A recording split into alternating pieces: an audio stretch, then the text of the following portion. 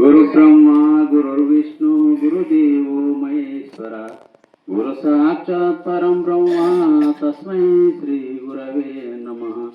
శ్రీరాజయోగి గురు శిష్యం నిజానంద దీక్షితం గుడిస నరసింహ యోగి నామాంకితం ప్రకృతే నమః. వేదికను అలంకరించిన పెద్దలందరికీ, మాతృస్వరూపులైన మీనాక్షమ్మ వారికి, మా అన్నగారు సురేష్ అన్న గారికి మరియు పెద్దలందరికీ నా ద్వాదశి నమస్కారములు అర్పిస్తూ, గురువు గొప్పవాడు అని చెప్పినారు. గురువు గొప్పవాడని అందరికీ తెలుసా? గురువు గొప్పవాడైతే ఇతర దేవతలని మనం నమ్మాలా లేదా?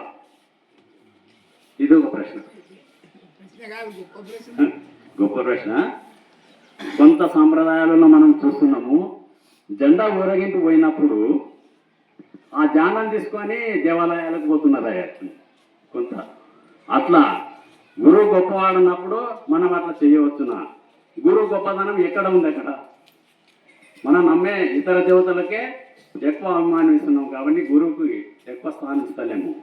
కాబట్టి గురువు గొప్పవాడనే ఉద్దేశము ఎంత గొప్పదంటే అది సృష్టికి పూర్వపరమైనది. సృష్టి పుట్టక ముందు, సృజన కాకముందు ఎట్లా ఉన్నదో ఆ గురు స్వరూపం అంత పెద్దది. కాబట్టి ఈ గురువే మనకు ముఖ్యము.